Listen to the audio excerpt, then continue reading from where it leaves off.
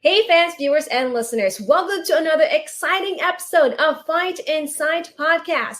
Our guest for today is the first professional female Vietnamese fighter, Andy the Crasian Nguyen. And we will talk about our reaction to our main event of UFC 300, our Facebook friend Mark Zuckerberg's appearance at UFC 298, and a whole lot more. So what are we waiting for? Tim, hit it! Intro.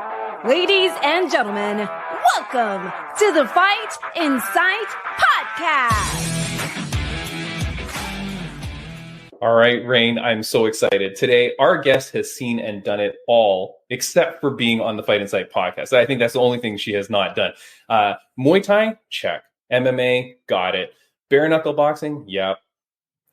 Bare Knuckle MMA, check that one off the list too, Raine. She has seen and done it all. Why the heck not when you've got a career like she has? 20 amateur bouts, 26 professional fights.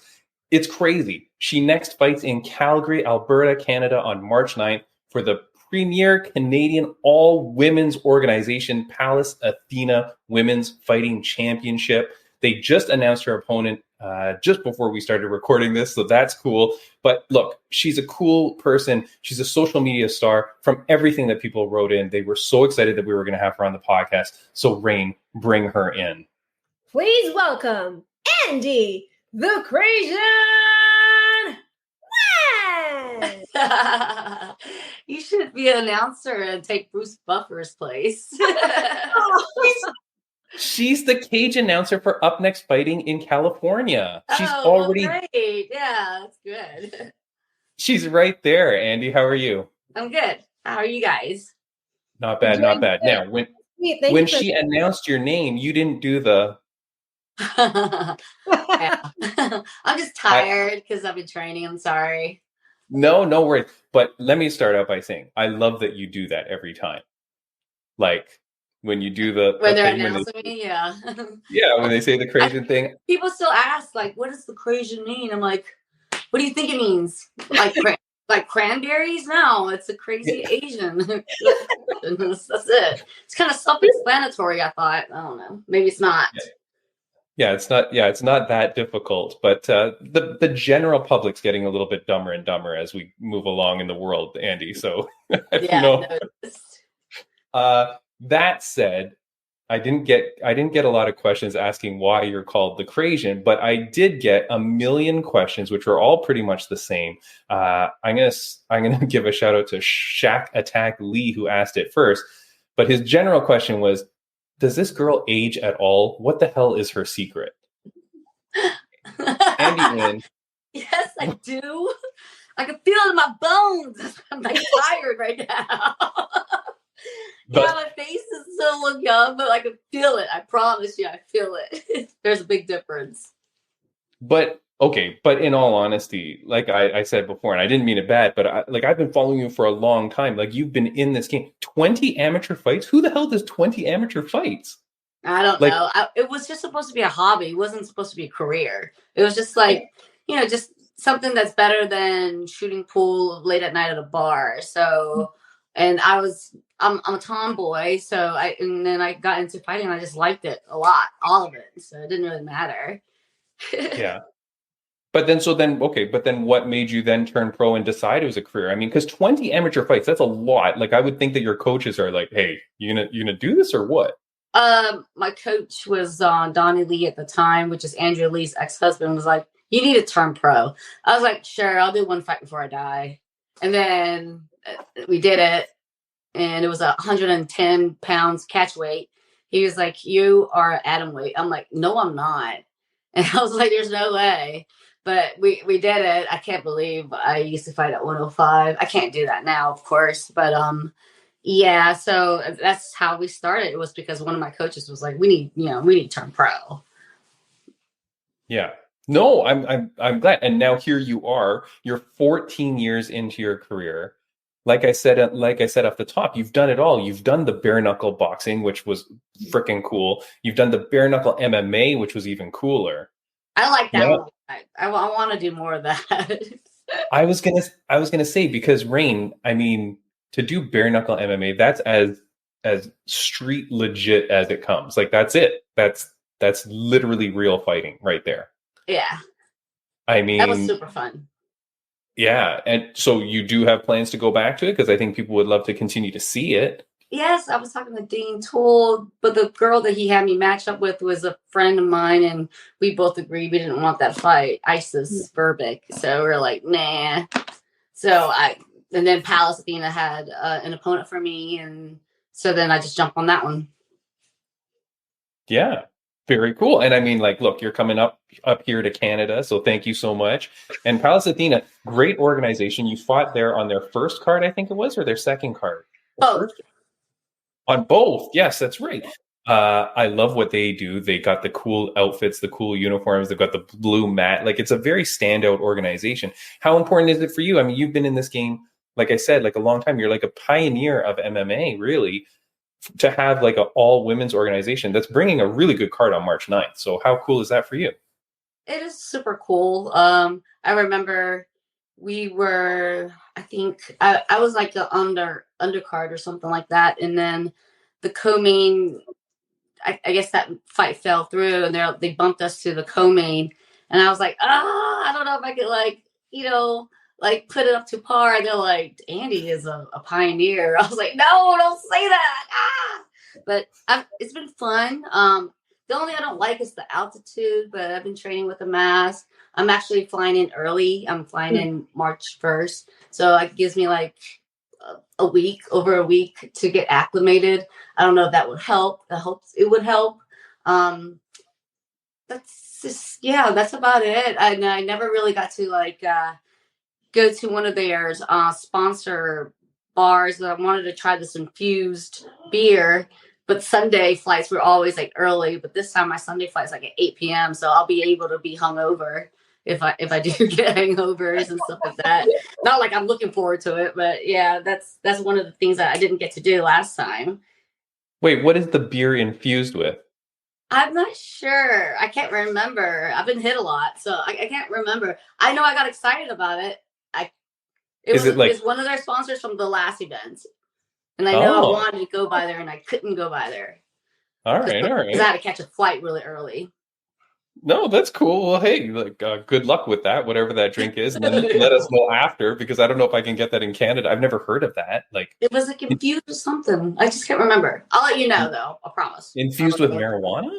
No, because right? I don't like marijuana. Pretty flavor then, or can't remember. I don't want to say the wrong thing either, so that's why I'm just like, I don't know. All right, that's fine. Look, with Pallas Athena, you're putting the gloves back on, right? Mm-hmm. So that's cool to go back to that. But I know you were saying that you want to go back to bare knuckle. What is the biggest difference that you have to do, like with the training between the two? Is there much or no? Well, I don't ever spar bare knuckle. Nobody would want to do that in my gym anyways. I wouldn't. But I used to spar with MMA gloves or like turtle shells or whatever. I just don't like the tape and gauze all in my hand and the new gloves because it's stiff. You know, it's not your old gloves, and it goes into your hands. It doesn't fit like a glove. It's so brand new. All the gloves are new. So that's the only thing I don't like about wearing gloves. And doing bare knuckle is like your bare hands, and you don't feel like there's no blood, like circulation cut off. You know, when people wrap your hands and stuff like that. So I guess that's why I liked it. It felt free. Nice. Did you have to? I don't know. It's really. I mean, the big thing, I guess, is that you wouldn't have to condition your hands a lot, because we have a former guest of the podcast. His name's Robert Desharnais. He's fighting in Calgary in March, and he's fighting for bare knuckle. They're doing like a prospect series there, and our former guest Jade Masson Wong, she's also I think she's headlining the card out there. Yeah. But I've been watching videos of Robert, and he's there punching trees, bare knuckle, to get his knuckles conditioned. Like, I was like, oh no. I punch rice. I punch beans. Okay, yeah. We have like a wooden little padded thing that you know that some people do use. But I don't go harder than that. Rice, beans, and this little wooden padded thing that they have, and that's about it. And then like once it gets closer to fight, because the glove is like, you know, a couple, like an inch or two. So your reach is a little different. So you just, it's shorter because it's getting to your knuckles, you know, instead of having that glove. So slightly different, not that much. Yeah. And I started punching the bag more if I'm doing bare knuckle. So I start punching the bag without the gloves towards the end. Nice. Well, whatever it is that you do, we're excited to see you go do it. That said, I know that you've had some beefs with some people that you fought. Is there anybody still on your hit list that you need to take out of there before you're done? Not right now. No, not right now. Every time when there is beef, though, it gets exciting. Maybe I should just make up some beef. exactly.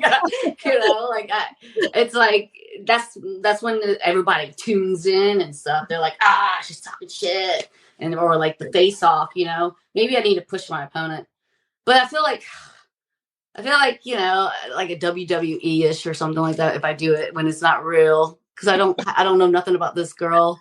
Originally, I had another girl, but her visa couldn't get in on time, so this is a new opponent. That's why they announced it a little later. But I don't know. I guess I'm gonna try to beef it. It's so hard to have beef when there's not real. I don't know, but it does get exciting.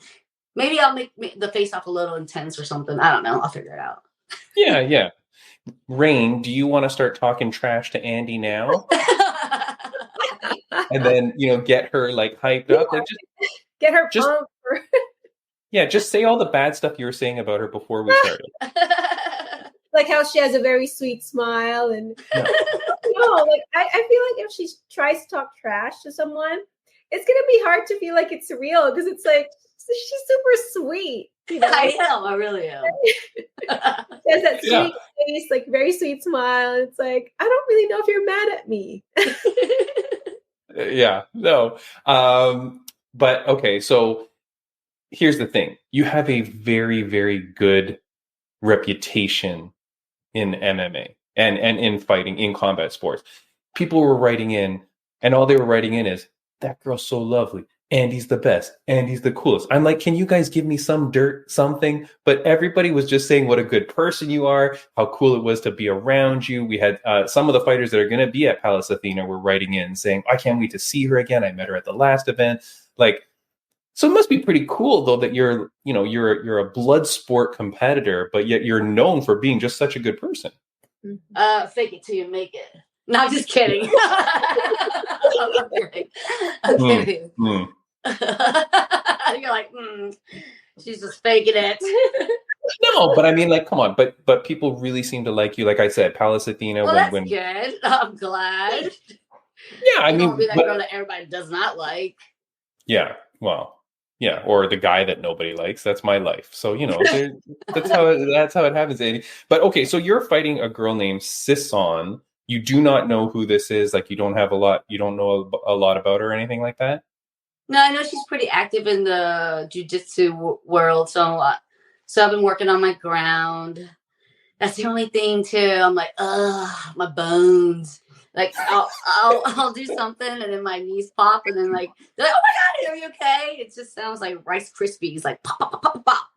It just does. I'm not hurting. It just pops and it scares people, but that's hilarious. So grappling or I mean wherever the fight's going, I should have enough experience to just fight through it. We'll see. That's why you guys got to tune in and watch the fight. Exactly. No, seriously, guys, really, seriously, I mean, a fight's a fight. Anything can happen, right? So we don't know. Yeah. People should really definitely tune in. Not just is it important to support like smaller organizations, right? So Raine works out there with Up Next Fighting in California. I've been doing some commentary and work for Fight League Atlantic out in East Coast Canada. But like, you get an organization like this that's doing all women's fights in Calgary, in Canada, putting on good shows, right? They've been gone for a couple years now. They're finally back. This is like a huge thing. Like, you want to support this. Andy, I was talking online today with some of my MMA nerd friends, and we're all talking about like ONE FC is going to fold this year. We're like, they're running out of business and all the bad shit being talked about them. Like, it's not looking good for ONE FC. And then PFL and Bellator has their main pay-per-view this weekend. Nobody knows. I did not know about that. You didn't know that? Know. You just advertise for them. They should sponsor you or send you some money. Yes, please. Thank you. No, but okay. So Andy, you know what's so funny? So PFL versus Bellator, they're doing their big champion versus champion thing. Like this is the first paper. I had no idea. Yeah, Nobody's talking about it. nobody does, Andy. It's crazy, and it's like so. It's like that. Are they not marketing it? I didn't see it. Okay, you know what's so funny, Andy? They're posting like one post every hour for the last like 10 hours. I've been watching their stuff. I guess because I've been training. I don't know. Okay, you can give any excuse you want, but that's not the reason. Well, I really didn't. I had no idea. Yeah, it's really weird. But so, guys, please do go out and purchase the Pallas Athena event, which is on March 9th, right? Calgary, Alberta. It's a good show. They've got good commentators. They've got good production value. Like, it's good fights. So I'm very excited to see it. Andy, what are you most looking forward to into going to Calgary, aside from your infused beer? Well, the first time I fought there, I had no idea it was like high altitude. So I was winning, but I got gassed out by like round 2 or 3. I can't remember. And then I got armbarred. And then the second fight, the girl was just faster than me. And where she's from, she's got good higher altitude. I'm over in Myrtle Beach, which is like below sea level. So yeah, that's the only thing. So this fight should be good. The girl's coming from Michigan, so her altitude is like only a couple hundred. I'm in like the 30s or something like that, but I'm getting in early. I'm making sure I'm covering all my flaws and working on everything else. Chuck Liddell will be in the house. Chris Cyborg is also, Sarah Kaufman, Felicia Spencer, a bunch of pioneers, a lot of notable names. Dakota from PFL, that girl, that's how I met her. She was on the last show, and was it the last show? No, the first show. And then she blew up in was it PFL? Yeah, she blew up in PFL. She's the flyweight. PFL Europe. She won the championship. Yeah, she won the championship. Yeah, and it's crazy because her mother was right there too, and I had no idea that her mother used to fight. It was kind of nice to meet the whole entire family before she even blew up. She was really good, and she still is good, of course. Yeah. There's like really big notable names. Pallas Athena should be competing with Invicta. They're just both so like one fight a year or like two fights a year. I'm like, I wish we had more, But yeah. But that's the thing though. But people need to now go out there, support, purchase the show, like show interest in it, right? Promote it, do all that stuff. Yeah. And then that's what will get them to be able to make more shows. You know what I mean? Like that's the thing. You need the support. You need the Calgary people to come out too. Yeah. Like last time I was in Calgary, I was talking to the locals. They had no idea. I was literally like going into these stores and putting posters in their stores.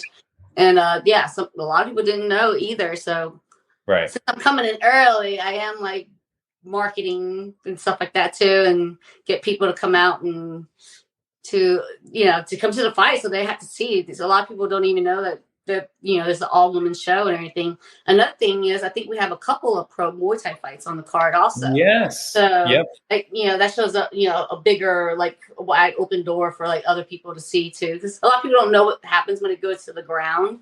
A lot of people like to see the stand up, and that's how I started because I didn't know what was going on the ground. But should be interesting, should be fun, and I am excited. I'm excited to watch some of those fights too. What the hell else do you have to do if you're in Calgary? You're freezing cold. You're like herding buffalo or whatever the hell you do in Calgary. There's nothing else to do. So go watch Pallas Athena. Go watch the fights. Like, yeah, go watch it. Yeah, it's a no-brainer. Raine, what do you have to ask for Andy the Crasian? And don't ask her why she's called the Crasian. Actually, that was my question. No. So my question for you is, how does it feel to be the first pro female Vietnamese fighter? Do you get Vietnamese fighters or fans who walk up to you and tell you how proud they are of you?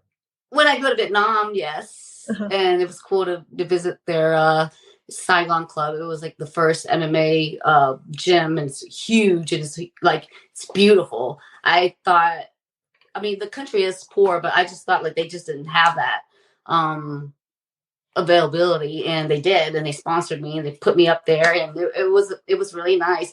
I remember my first amateur fight this guy did an interview with me talking about Kung Lee, the first male pro Vietnamese fighter. I didn't even know who he was. Oh my I don't pay God. attention to the guys. I don't. And I was like, I don't know who that is. They're like, it's the first Vietnamese guy. I was like, oh, okay. Good. Don't you know you're the first like Vietnamese, like as an amateur right now? I'm like, oh, wow. So I just had to put in the door to turn pro, and I finally did it. So that's kind of cool, making history. Yeah. Yeah. Do you know who Kung Lee is now? Yes. Okay. You're lying 100%.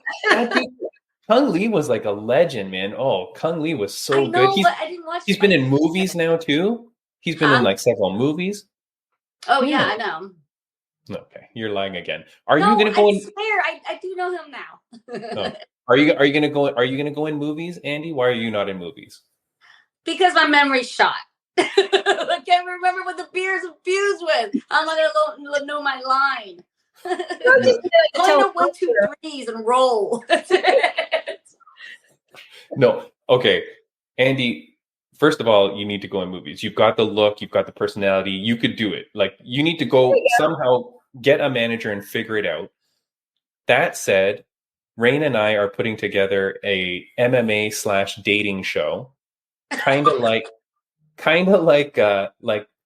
Love is Blind or like a Love Island, but you're gonna fight while you're on it or compete, with other MMA people. I don't know your situation or anything like that, but if you were single at the time that we finally get this thing greenlit, will you be on the show? If I'm single, yes. If you're single, yeah, of course. What kind of people are we, Andy? Yeah, if you're single. I'm not single right now, but yes, if I'm single. All right. Well, warning shots to your significant other right now. Better treat Andy right, otherwise she's getting on our Love Island show. Andy, I did want to ask you, like, you kind of mentioned it, but you're really good at marketing yourself. I see young fighters, I see fighters out there doing their thing, and some of them take things a little bit crazy or whatnot, but some of them don't do very good marketing at all, men and women. You have been consistently like out there and promoting yourself in a positive way and whatever. What would you give advice to younger fighters that are looking to promote themselves? Like, how should they do it? What should they do? What should they look for? Any tips?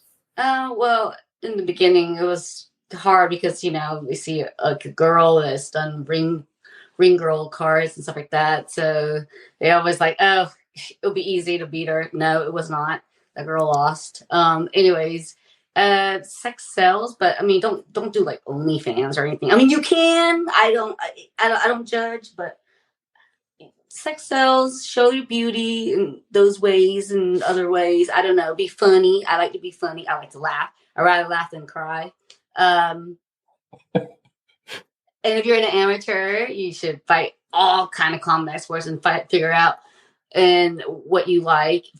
Make all your mistakes there, because it wouldn't count later on. Take your time.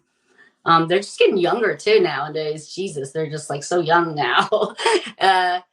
It sucks because back then I didn't have girls to train with. I had guys, and I hate rolling around with a guy. But now that years have passed, now we have the pro girls like training with the amateur girls, and they're upcoming faster now. There's a lot of prospects and stuff like that, which is cool to watch. Yeah. All right. Yeah. So Andy Nguyen's tips is don't do OnlyFans, but still be sexy. You can do OnlyFans. You're gonna get all these people that hates me now. They're like, she's on there. No. Andy, do you know? Okay. I mean, you didn't know Kung Lee, but do you know Brian Bam Bam Barberina, UFC fighter? The guy with the mohawk? No, of course you don't. No. I do know Kung Lee, though. Okay, yeah, all right. We've settled that. Look, Bam Bam is a good friend of the podcast, UFC fighter. He's been on here several times. Him and I are like old souls. We always talk about it and like the OnlyFans stuff and whatever. Like, yeah, you can do whatever, but it is a little bit weird. But yeah, I appreciate that you don't. But you're really good at marketing yourself. And I would say, like, if I'm talking to amateur fighters, like when I'm out at Fight League Atlantic and stuff like that, and you see some of them, they barely have any Instagram or stuff like that. I'm like, you got to like do it. You got to build yourself up. And it's never too early to build yourself up as well, right? Get that fan following, get that fan base. Yeah, never too early. Yeah, never too early. And then it helps out, right? It helps your career, because then when you're looking for fights, if the organizations see that you have a good following, I mean, you have to be a good fighter, of course, as well. But when they see that you've got a good following, that's impressive for the organizations, right? Oh yeah, I believe so. I mean, look at how everybody was like impressed with Mackenzie Dern. She doesn't miss weight anymore, and the new saying was like sheesh, like because her body's looking like hot. It's like super hot. Yeah. I'm not gay. I'm just saying it's hot. Yeah. Stuff like that. I'm married, Andy, so I'm just saying, yes, I would agree with that factual statement. You know what I mean? I'm going to say anything bad here, Andy. Good try. Raine, is there anything that you want to ask before I ask my famous last question? Yeah, so I'm glad that you brought up Mackenzie Dern, because, from her fight a couple of days ago, her face got pretty beat up. Have you ever had that experience, or have you ever done that to somebody else? Yes, I have a scar right here. I got cut with an elbow. It was an MMA fight. Lost with split decision to a girl named Melissa Karakanagis from Canada. But it was an MMA fight back in the day for it was a Caribbean promotion. It was what is that called? See, that's why I cannot be an actress. All right. I fought for everybody. Except for the UFC. Hold on. Cuff. Yeah, Cuff. Okay. It's in Trinidad and Tobago. Yeah, it's in the Caribbeans. Yeah. I was more excited about the trip than the fight, but whatever. Sure. It's all part of the package, Andy. It's all part of the package. It is. It's a free trip. What's the worst that you've ever bloodied someone up or beaten someone up? That's what Raine wants to know. I remember kneeing this girl and I heard her nose crack and I kind of like stopped for a second and I saw the ref looking. So I just start kneeing really fast, but like aim somewhere else so they'll stop the fight. Because I heard it crack and it did like shock me. That was weird. And probably bare knuckle boxing. Probably the fight in Myrtle Beach. Her face was bloody and she was wearing white and it was all over the place. Just those two. Very nice, very nice. Go look those fights up, people. Andy, I'm going to ask you one final question before I let you go. It's a question that my mom used to ask me almost every day of my life when I was growing up. On a scale of 1 to 10, Andy, the Crasian Nguyen, on a scale of 1 to 10, how happy are you? Right now, I'm super happy. So 11. Oh, very, very nice. Yeah. And do you want to expand upon it at all? Like what's gotten Andy so happy? I don't know. Everything's going smooth right now. Don't jinx me. No, okay, no. Smooth right now. Unless I'm scared if something happens. No, nothing. Is your ceiling leaking behind you? Is that a leak? Is it? No, I'm just kidding. I was like, I'm not turning around. That's creepy. No, okay. No, but I'm happy for you, though. I'm happy that life is going well. The fight scene is looking good. You've got plenty of opportunities ahead of you. You're fighting again next at Pallas Athena Women's Fighting Championship. You go see them at PAW FC MMA on Instagram. So go check them out. They've been promoting the fights. They've been promoting you a lot. I think it was just today that just yesterday that they finally announced your fight. So they had your poster up there. And again, it is on March the 9th. It is PAW FC 3. So go check it out. Go follow and support and cheer on Andy, the Crasian Nguyen. Andy, there you go. That was beautiful. I did it for you. Andy, anything for you. Thank you. Andy, is there anything you want to say before we let you go? No, thanks for having me, and I'll see you guys there. Yeah, you're going to be awesome, Andy. Kick ass, and we will see you again. Thank you so much for everything. All right, bye. Okay, see ya. Bye. That is Andy, the Crasian Nguyen. Raine, I'm so happy to see her and so happy to speak with her. I can't believe that she's a fighter. Let's just be honest. Like if I would see her like randomly, I wouldn't think she's a fighter. She's so beautiful. She's super nice. I wouldn't even think she could hit someone, you know. She would have that like fighter inside of her. She's and in truth, like seriously, like all the people that were writing in were just writing about what a good person she is. Mm-hmm. Other fighters are saying it, like not fighters that are on her team or fighters that are with it, right? Like just random fighters that know her. They're just saying what a good person she is. So, I mean, that's really cool, man. Like that, if you want to leave behind a legacy or you want to leave behind something memorable about yourself, being a good person, while you're cracking noses with your knee, Yeah. you're a pretty good dude, pretty good chick, pretty good person. So yeah, very nice. To like looking young, like be a good person, I mean, positive, smile all the time. She didn't want to give her skin regimen or anything like that. Raine, cut this out. like seriously though, she has not aged at all since I started following her. Like, I don't know, over a decade ago. She freaking hasn't changed at all. If anything, she's probably looking a little bit better even. You know what I mean? But yeah. I don't know. Raine, it's crazy. So let's get to Friends of the Podcast update before we move on, because we do have some stuff to talk about. Friends of the Podcast update. I've got quite a few actually, Raine. So let me get here. Where is my Friends of the Podcast update? I've got Rageworks Podcast Network, of course, as we always say. Go to rageworksnetwork.com to find some audio podcasts such as ours that are on there, some cool podcasts. March 2nd, I brought it up, Robert Desharnais and Jad Masson-Wong. They're fighting in Canada for BKFC. PA FC, so Pallas Athena. We just had on our now friend Andy Nguyen. Mm-hmm. Also on the card, Lexi Rook from England. Kate Batchick, the Queen of the South. She's on that card. Regan Gowing, Coconut. She's doing the Muay Thai fight, like what Andy was saying. So we've got 3 fighters that are on that card now, plus 1 is Andy. So we've got 4 fighters on the Pallas Athena card. Guarantee I am buying that card because I'm going to support those guys. Ringside Raine, have you heard of her? She is going to be cage announcing this Saturday at UNF 16, which is February the 24th. Raine, yep, that is 24th. Yeah. Yep. This Saturday, UNF 16. There's tickets available still, so go to upnextfighting.com or find us on Instagram at upnextfighting. Yeah. Go watch. Raine just announced today / maybe not even yet. Maybe it's going to be announced tomorrow. Guess who's fighting on the card? Wait, you talk about UNF 16 or you talk about UFC? No, UNF 16. Who cares about UFC? UNF 16. Guess who's fighting on the card, Raine? Wait, which one are we talking about here? I know we have, is Gianni fighting? Nope, not Gianni. Raine. He just fought at UNF 15. He's coming back to give you that desired fist bump. Is Khalil coming back? Khalil, the real Pearson. What? Making the quick turnaround. God. Quick turnaround after his round 1 TKO stoppage. Khalil, the real Pearson, going to be at UNF 16. Raine, you're getting your fist bump, goddammit. That's awesome. I'm going to update my notes right now. Get it? Awesome. I don't know when they're announcing it or whatever, but he told me that he's got that fight, so he's going to be there. I'm so excited for this dude. Khalil, the real Pearson, very happy for him. So go check him out. And that is this Saturday. Our good friend Alana, the Alanimal Cook, she is a Canadian fighter. She was supposed to be at the Pallas Athena card. Unfortunately, she has an injury. She's hurt her knee. She had to withdraw.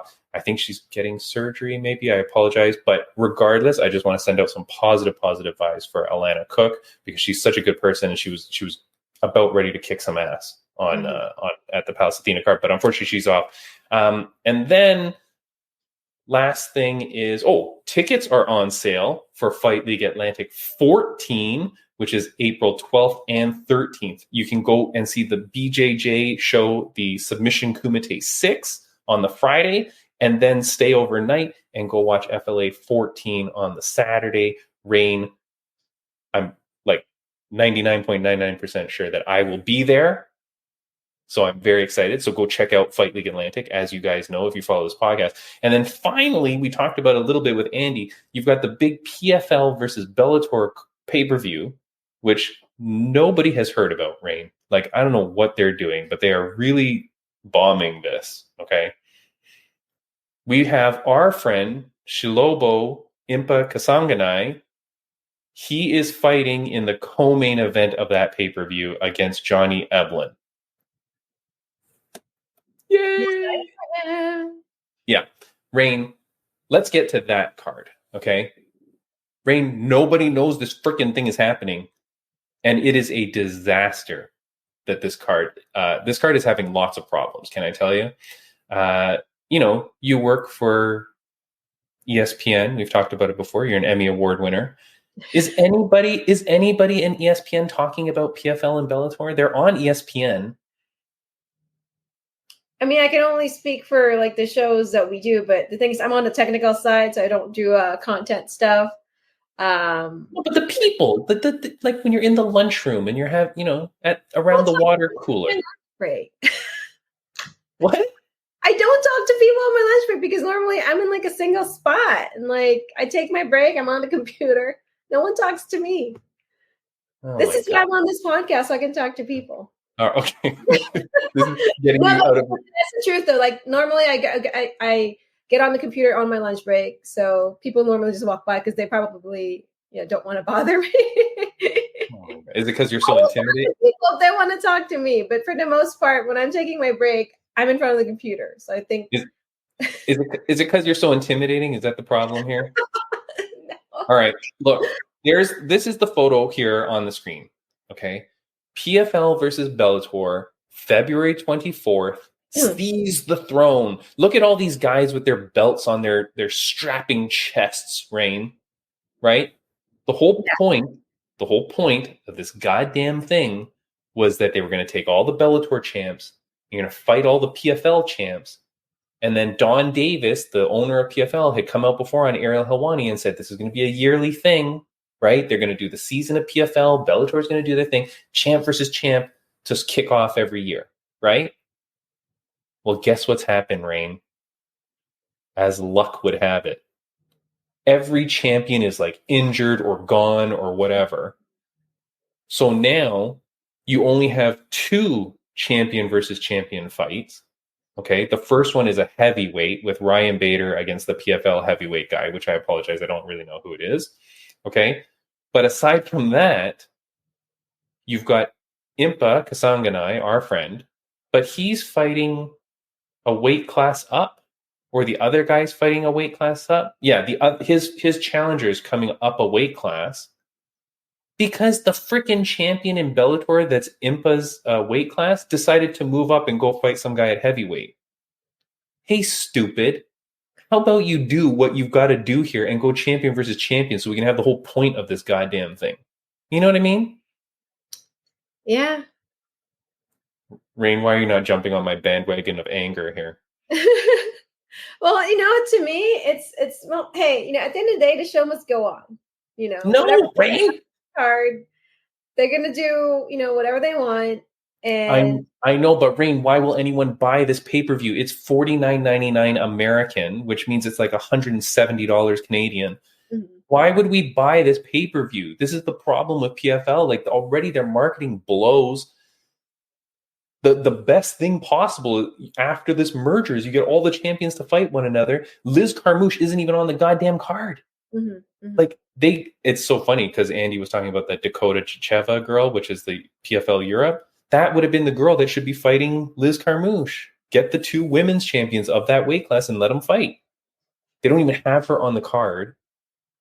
And then these freaking, what's really bad is when I'm looking on Wikipedia at the fight card, the prelims of this pay-per-view, 8 of the 10 fighters don't even have a Wikipedia entry. Oh, really? That's how, Raine, that's how, not great this card is. And then, the first fight, neither guy is champion. The second fight, neither guy is champion. The third fight, that's where Vadim is fighting a guy named Bruno Capoloza, who was a champion 2 years back. But I think he's on a losing streak. And then you've got Jason Jackson, who's a champion, fighting Ray Cooper 3, who's not a champion. What the hell, man? It's so bad, Raine. This pay-per-view, you know what they don't do anymore? They don't release pay-per-view numbers anymore. Remember back in the day when you were a young Ringside Raine? A pay-per-view would happen, and then someone would come out and go, oh, there was 1.7 million pay-per-views sold. They don't do that anymore. I don't know why, but I'm telling you, this pay-per-view is selling 0 pay-per-views. And I feel really bad because, of course, I love Impa and I want him to have success. Yeah. And I want all the fighters to have success. I want there to be organizations that do well. But boy, oh boy, this is not how you do it, PFL. Really bad. This was the one, remember we were talking to Mike Heck about the empty arena. Mm-hmm. They Oh had yeah, no- press conference. yeah, Right. no- Okay. yeah. There was nobody at the press conference, and we were asking Mike Heck like, why the heck would it be like that? Dude, it's indicative of how the freaking event is going to be. I mean, you know, for me, honestly, I mean, I know that Impa is fighting, right? Mhm. But I wasn't aware of like the whole like PFL, like, you know, pay-per-view. I was mostly aware of, because I follow Impa. Yeah, You know? of course. Yeah. But at the same time, you know, I didn't even know it was going to be this Saturday. Like, No, of course, Raine. Did you see Impa's got a cute new dog? Did you see? I he got the- know, so cute. Very cute. Yeah. No, Raine, it's really bad. So PFL versus Bellator, good luck. I mean, good luck. Maybe they're still trying to get their, you know, things together. I mean, they just they did the merger a couple months ago. So I don't know. I mean, maybe wheels are still turning, you know, people are trying to work together, and no. this is Raine, a learning experience for them. Raine, I'm running a zero budget podcast and I've got guests lined up for weeks. You know what I mean? Like PFL is a multi-billion-dollar company or whatever the hell it is. You've got the biggest pay-per-view ever after your merger. You got to set this shit up and have all your fighters like lined up. You got to take those champions, Raine, and you put them in like insane asylum rooms that are all padded so they can't hurt themselves. And you go, look, you just got to stay here and relax. Don't mess up because you need to be at this pay-per-view. Like we're going to do everything to make sure that this pay-per-view goes off. Yeah. Because right now they are setting their standard basically. Right. After the merger. So yeah, if this thing fails, nobody's going to watch anything else. Like your best shot is that people tune into this. And I guarantee you nobody's tuning in. I feel really bad. I love you all and I hope everybody has success, blah, blah, blah. But not the way to do it, you know? That said, Raine and I would be happy to become the president and vice president of Bellator PFL organization. So in case anyone's watching, Raine, I'm going to get us at that job. That said, next week on the podcast, Cody Brundage, UFC fighter, Raine, he is fighting at UFC 300. What? He's coming on the podcast, Cody Brundage. I'm very excited to speak to him. He has a very good fight lined up, and I'm excited to speak to Cody Brundage, so we will see him. People that were asking me, Raine, where the hell was Chuck Buffalo? Chucky Buffalo, unfortunately, could not come to the podcast last week. He had to bail out last minute. I am looking to reschedule him. We are in open lines of communication, so it seems like good. He hasn't ghosted me. He hasn't been rude or anything like that. So I think it's coming. I'm giving him some space. You know, Raine, I don't want to push our relationship too much, you know? Yeah. But Chucky Buffalo, get on this goddamn podcast because I really want to talk to you. He's been getting a little bit ruder on his Instagram, which I do like. People have been asking him stuff and he's telling them to kind of F off and stuff. So I like his attitude. I like him. And I want to get him on this podcast. But anyway, so Chuck Buffalo is coming. But Cody Brundage is next week from UFC for UFC 300. That said, Raine, let's talk about the UFC 300 main event reaction. Do you know what I'm talking about? Yeah. Alex Pereira versus Jamal Hill. Yeah. Alex Pereira versus Jamal Hill, Raine. Dana White had said that he was going to release the greatest news and that UFC 300 was going to be oh so incredible. And every fight that he announced, people were like, meh, and they did not really care. Mm-hmm. So everything came down to this main event, right? The only good fight, I think, on the card that people seem to be excited for is Max Holloway versus Justin Gaethje for the BMF title. Okay, which is awkward because Max isn't that weight class, blah, blah, blah, right? So, okay. But aside from that, that's a pretty cool fight. The rest were not so great. People were getting upset that there were a lot of female fights on the card. And it's not that they were female fights, but they were just bad female fights. Or not super exciting female fights, let's say, right? In the co-main, you've got Wei Li Zhang versus Zhao Nan Yan, who both don't really speak English. So that kind of sucks for your press conference, right? Let's be honest. Then they announce Jamal Hill versus Alex Pereira. Raine, what are your thoughts on this main event to headline UFC 300, the greatest pay-per-view of all time? What are your thoughts?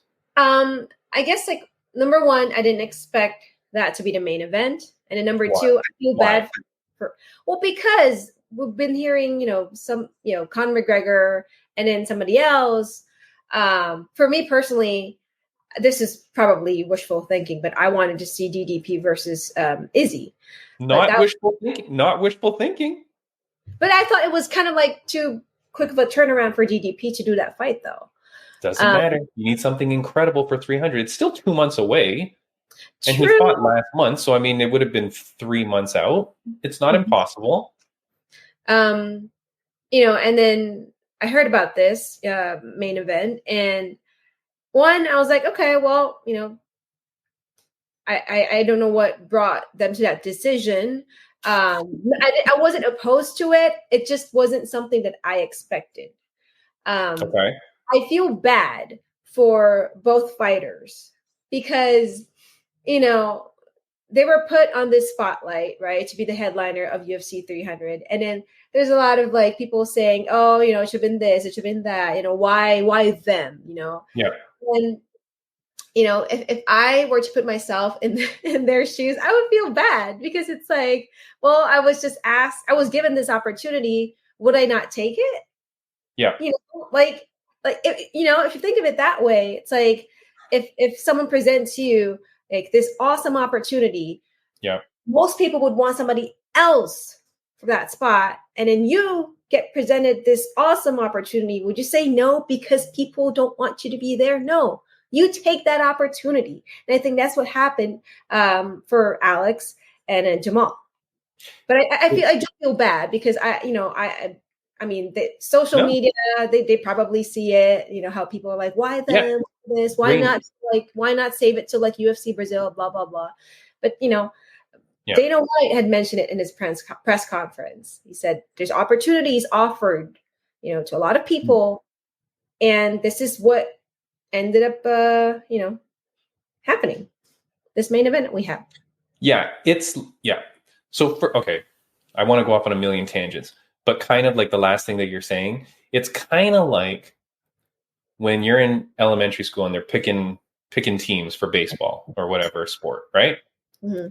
Comes down to the last two guys to pick, the last two losers. Little Johnny or little Steve. And then the team goes, okay, we'll take Johnny. It's as if Johnny comes out and goes, yes, I'm the greatest. No, Johnny, you were the last. You were the first pick of the last two, right? Unfortunately, that's kind of what this is. Because Dana White was talking about having all these things. John Jones said, I was offered the fights, blah, blah, blah. People were saying that they were offered fights. So, Raine, I know you're new to MMA in general, and I know you're kind of acclimatizing yourself to like the culture of it and, the personalities and stuff like that. But let me just tell you, Raine, you are 1,000,000% correct in the way that you've assessed this. And I really appreciate what you're saying because it's exactly what I was leaving comments on elsewhere. I feel so bad for Jamal Hill and Alex Pereira because they are going to see all this negativity about them. And it's unfair because the fight is a great fight. It's a good fight. It's a good matchup of two guys that really deserve to be there, blah, blah, blah. It's a great fight. But to put them in this spot in 300, when you've already told the world that this was going to be the most incredible fight in the world and this was going to be insane, blah, blah, blah. And then knowing that all these people were offered the fight and said no. Dana White, I think in the same press conference says, we offered Leon Edwards 3 different fights. He said yes to all of them. So that means Dana White offered Leon Edwards at least 3 fights. We know he offered John Jones a fight. So you're at the best, you're 5th. It just doesn't make you feel good. And I feel like it's like your employer hiring you and then saying, you know what, we're really glad that you came here. The first 6 applicants we wanted, they turned us down. But man, are we happy we got. Like, it just, why even do it? Like, it's hurtful to these guys, even though it's a great fight, but I feel really bad. Yeah. And, I think instead of, focusing on, why not this matchup, that matchup, whatever. I think it's good to kind of just look at it in a way we're in. What's in this story between these two fighters, right? Jamal Hill, he had to vacate his title due to an injury. And now this is, I feel like, for him, story of redemption. Is he going to claim it back from, at UFC 300? Yeah. One of the problems too, like I said, that the co-main is the two girls that don't speak English, right? One of the problems here for this fight as well, when you're talking about UFC 300, is you're talking about an event that you want non-MMA fans to hear about, see it, and want to buy it, right? The problem is with the two Asian girls that don't speak English, they can't sell it for you. Sorry. You can put up cool highlights and stuff. That's great. But there's not going to be any banter that we can figure out, right? Mm-hmm. Alex Pereira does not speak English. And there's no real animosity between Hill, Jamal, and Alex. So you can't build it now fake. Like, you can't build it in a press tour. Mm-hmm. So I just don't know where the non-UFC fan is going to now tune in for this fight. Mm-hmm. Mm-hmm. You know what I mean? I mean, personally, for me, I don't really need to see any animosity between the two fighters. I think, to me, it's just, looking at it in the sense of, story of redemption for someone who didn't really lose his title. Yeah, but that's because you know the story, though. So you're a fan because, for you to even know that, you're not like my neighbor. You know what I mean? Like, you need something, last week on the podcast, Bam Bam Barberena predicted it was going to be Elon Musk versus Mark Zuckerberg. He really thought that was going to be what they said. I thought it was going to be Logan Paul versus Mike Perry. I really thought they were going to do something crazy, bring in something so that every news outlet around the world goes, did you just hear what UFC is doing at UFC 300? No news outlet is saying, did you hear it's Jamal Hill versus Alex Pereira? Mm-hmm. No. That's not going to create any buzz. And I feel like the UFC 300 main event should have been something that created a buzz that non-UFC fans would have been bombarded with in the media to the point where they go, I'm going to go friggin' watch that. That seems insane. That seems cool. I've seen this guy. Okay, let's go watch that. Do you think this is like a good promotion too for UFC 301 because it's going to be in Brazil? Or Alex is from Brazil, right? Yeah. Well, yeah. Alex just posted today that he said that he wants to win this fight and go headline 301. Yeah. Okay. The only way he does that is if he gets like a one-punch knockout, suffers zero damage, right? And is able to turn his body around quickly to make the cut again and blah, blah, blah, right? Yeah, because I think it's like what? So 300 is on April 13th and 301 is on May 3rd. Yeah, that's not even like a whole month. I mean, he's an insane monster, so I don't doubt he could do it. But again, this is wherein lies the fact that this was surely not the fight they wanted to headline this event, because why would you not have Alex Pereira in Brazil? You know what I mean? And I'm pretty sure Jamal Hill won the title in Brazil too, if I'm not mistaken. So there's a story there. Again, you can sell it. You've got the crowd. You've got everything. That would have been perfect for that. You know what I mean?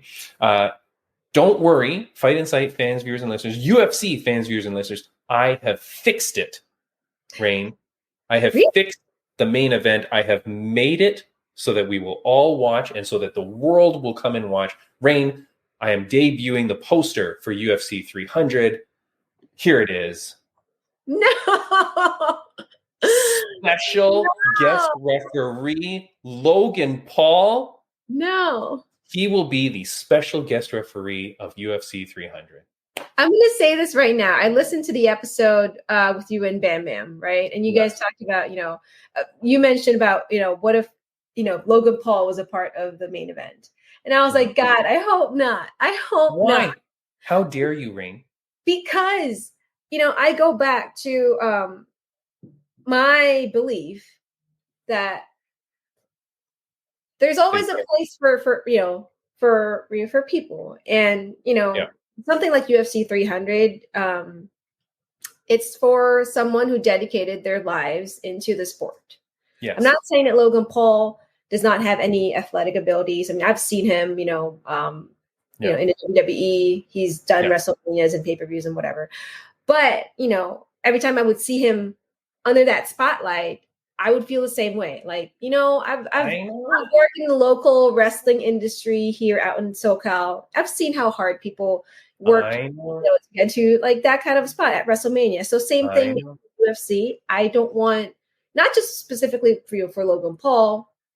I want someone who's been fighting for this, you know, Raine, to have a spotlight. Raine, I understand everything you're saying. Do you think I'm happy about what I'm saying and what I'm doing? It disgusts me to my core. But here's the difference, Raine.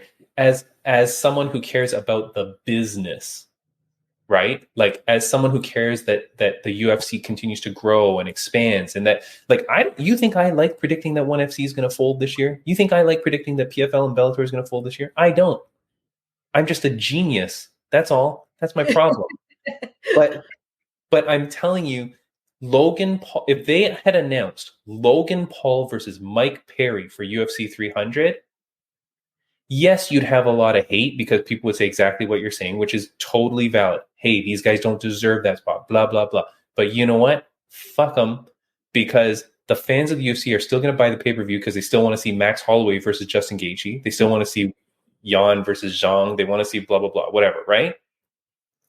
But frickin' my neighbor is now going to buy UFC 300 because he wants to see Logan Paul versus Mike Perry. He wants to see this bare knuckle insane maniac versus Logan Paul, the stupid prime drink guy, right? Like, it still would have been freaking exciting. In his defense, he does have a lot of fans, so he does sell tickets. Yeah. I don't like it, Raine. I'm disgusted by myself. I hate it. But I know for the business, I know that would have sold more pay-per-views than what adding Hill and Pereira is going to do. But don't worry, because again, for people only on audio, Timmy B has created a poster with Jamal Hill versus Alex Pereira with Logan Paul in the center as the special guest referee. Raine, that's a very expertly done poster, by the way. I tried to match good job. I tried to match the font as best as I could. Raine, I don't know. It's a bad main event. It's going to be a fantastic fight. The night is going to be fantastic, but for the business of mixed martial arts, I don't think that this does it. We talked on that last podcast about, you know, not just being able to do it, like being capable of headlining that card and for what it means and for what it's worth. And I just, and then all the things that Dana said too, right? Like that was pretty bad. Jamal Hill was quoted as saying he was on, this was a story at MMA Fighting, but he goes, this is Jamal Hill. I'm not even going to lie. Yesterday they called me and they let me know the situation. Well, basically the situation was they needed a main event. They had some things lined up, but they preferred it be me and Alex. It was the first option. It's what they really wanted. It was the first option on the last day when everybody else said no. Mm-hmm, mm-hmm. Right? Like, again, that's Johnny and Steve being picked last for basketball. Like, that's the thing. It's like, you know, like I said earlier, would you really say no? Like, whatever reason you had, you know, that brought them to like asking you, would you do this? Would you really say no to that opportunity? Like, of course, of course they're not going to say no. Right? Because then you demand money. Here's the thing too. If you're Jamal Hill, and your manager, who is Brian Butler, by the way, from Sucker Punch, who we had on this podcast. So shout out to Brian Butler for getting this main event spot. Brian Butler, I guarantee you, would have negotiated big money. When you're coming to me on the last day before you promise the world you're going to make the announcement and you come say, I want your guy to headline. Guess what, buddy? The price just freaking skyrocketed for my guy to make this cut. You know what I mean? Or to make this fight, you know? Mm-hmm. I'm going to be like, oh, you know, it's my cousin's birthday and I had a party to go to. And I just signed up for a vacation to Mexico and I had this stuff. Like, dude, you're going to put a million things in there to get like primo dollars to get to this event. I don't know, Raine. maybe Brian Butler will be sending us tickets in the mail. I don't know what he's negotiated, but we'll see. But or an interview with Jamal Hill. Hey. Yeah. You know what? He's very hard to get a hold of. I'll try. We should keep trying. We should try that, actually. Why don't you go reach out to Brian Butler? I will too, though. Brian Butler and I have spoken a little bit before and after the podcast, so he's a good dude. I like him a lot. I'm going to say this right now. I think we are good luck to people who come into the podcast, talk to us, and then they go into like championship fights. GDP, for example. I'm just saying, he was on Fight Inside podcast, and next thing you know, Raine, he's a champion. Raine, we talk about it all the time. If you follow my stories on Instagram, people, at Fight Insight Podcast, or whatever my Instagram is, Fight Insight Podcast, it says it on the screen. Raine, every week, Fight Insight alumni, it's always very good. A few weeks ago, we were 2-0. The week of the UNF, we were 3-0, I think, or something. Oh, yeah. We're Khalil very and Jade won, right? Khalil, Jade, and then someone else. Yeah, but no, our fighters win. Oh, Max Payne won. Like, Raine, go look at our list. Our people win all the time. Frickin' sakes, it's because of us. Like, you should be betting. Bet your next mortgage payment on Andy win. You know what I mean? That's all I'm saying. I need an asterisk thing that now says we do not provide financial advice. Gambling problems, call this number. Yeah. Okay, here, what else were we going to do? I was going to say, what's the next thing I want to talk about very quickly? Stop disrespecting fighters, Daniel Cormier. And I'm going to do this topic, Raine, because it's kind of like something that you just said. So I feel like this is good because we can kind of bring this in. But here's the thing. When we're media, Raine, like as we are, famous media, you kind of have to be careful what you say about people, right? You want to be honest and you want to be real, but you do have to kind of be polite, right? Like, it's very hard for me now too, like with Fight League Atlantic and you with Up Next Fighting, like you can be friends with people and stuff like that, but you can't be biased, right? Mm-hmm. Like, you can't go out there and announce Khalil the real Pearson and then his opponent go, and Steve, like you got, like, you still have to be and Steve. And this guy sucks, but you can't do that because you got to be professional. Daniel Cormier, in the course of being a UFC, commentator and all that, but then he goes and does his own stuff. I did not like this quote at all. So check this out. I'm going to put this on screen. This is from maybe a couple weeks ago, but I saved it. They were talking about creating a 165-pound division. And Daniel Cormier says, if you do 165, it has to be Conor. You're introducing a new weight class. It has to mean something. You can't have two normal fighters introducing the weight. Raine, my issue is you can't have two normal fighters. This bastard has just insulted every single athlete within the realm of 165 pounds. Like, right?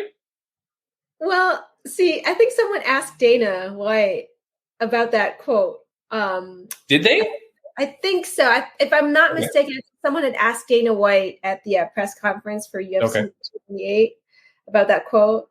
I think he just said, because he was trying to kind of, understand what the question was. And the reporter kept repeating the quote. And then Dana just said, well, who said that? And then the reporter said, Daniel Cormier. And then he said, well, quote him on that, not me. That's his opinion. Right. Yeah. Yeah. But it's just, that quote is pretty disrespectful, right? Because the reason why I bring this up now, and it's perfectly segued in, is because when you were saying about you have to earn your spot to be the main event of 300. Mm-hmm. But here's Daniel Cormier going, well, if you do 165, you better bring in Conor, not some normal fighter.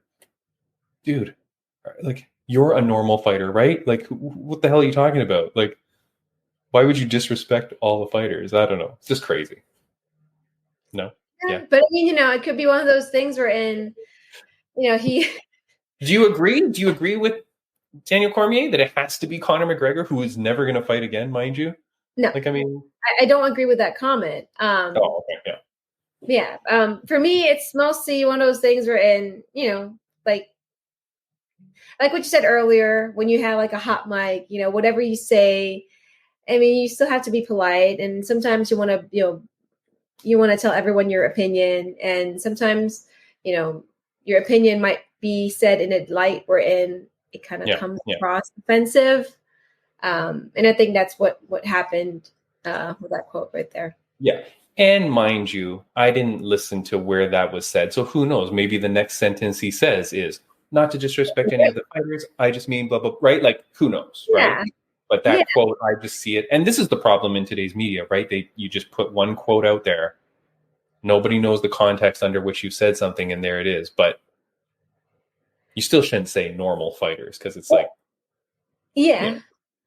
But again, like I said, like you mentioned, we don't know what he said after that or before that. And look, this is not just about the media. This is about people in general. Even like couples, for example, when they fight, like sometimes like, one person would pick like whatever line that he or she can use to like spark more argument. I mean, Yeah. Do this. I never do it to my dear sweet wife, Raine. I always pick and choose my words very carefully, because I don't need to be in the doghouse. Raine, last quick thing I'll show, just because this relates to UFC 3, the UFC 298 card, which was just a couple days ago. I just want to play this quick thing. I don't know if you saw this. Here is Mark Zuckerberg while he was in the corner of someone.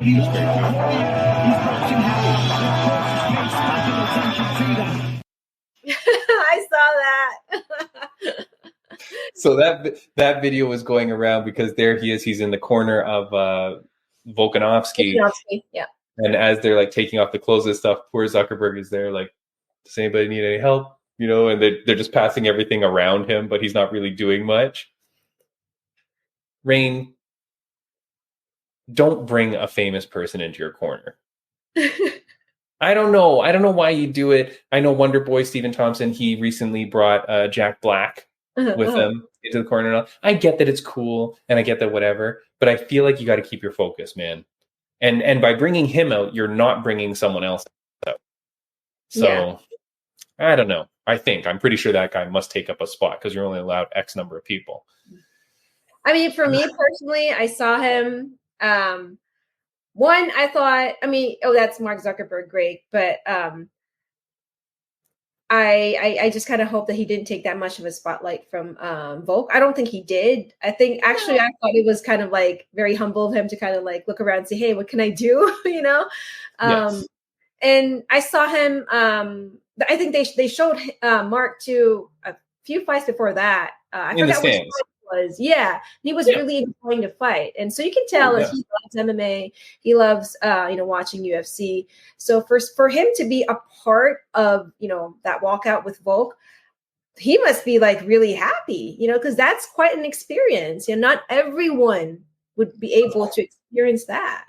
I know, of course, but I'm just saying, the last two famous people I know, both their fighters lost. So I'm just saying, don't be bringing people out when it's like very important fight and stuff like that. Like, just stick to what you got to do. Now, mind you, we had a guest long ago, Raine. I think you linked up with him on LinkedIn or Instagram or something, but Mike Beast Boy Davis, he sold his cornerman spot. So for those that aren't longtime listeners of the podcast, when he fought a few fights ago at the Apex, he put his cornerman spot up for sale. Stop. Did he say I think it was, I want to say 10 grand, but I could be wrong.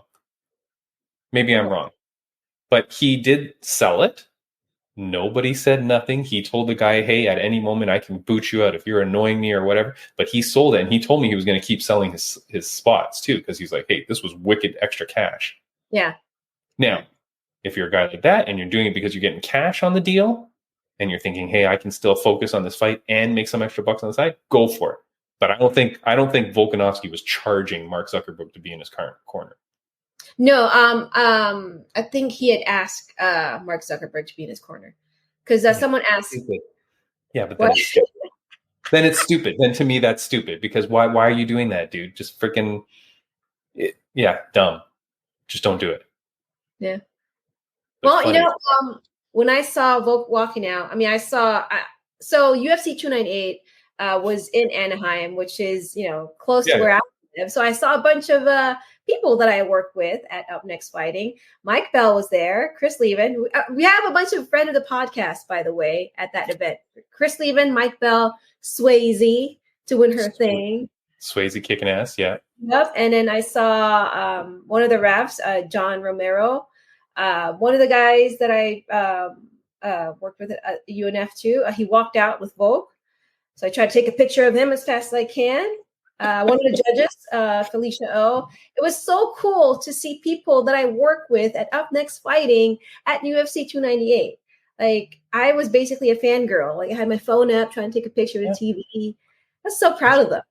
That's what happens when you're famous, Raine. You start hobnobbing with other famous people. There you go. Yeah. That's who you are now. Yeah. No, I'm not. I wasn't there. I was just. No, but you're famous, and so you know other famous people. This is what happens. This is the life of the celebrity, Raine. Just get used to it. All right. We are out of here because we are done on time, guys. I do want to say thank you so much. Again, next week is Cody Brundage. So we got him coming up. Where the hell is Chuck Buffalo? We don't know, but we'll figure it out. We've got a whole bunch of things lined up, all the fights that you can watch, blah, blah, blah. Just do all the good stuff. Follow us on socials, right? Follow us. We're running short on time, Raine. I don't know what you want. I know. I just started laughing when you said, where the hell's Chuck Buffalo? I was like, maybe we should create a hashtag. Where is Chuck Buffalo? Yeah, hashtag where is Chuck Buffalo? God damn. I'm just giving him some time. I'm not forcing the call yet. I'm gonna give him some time. He's been polite. All right.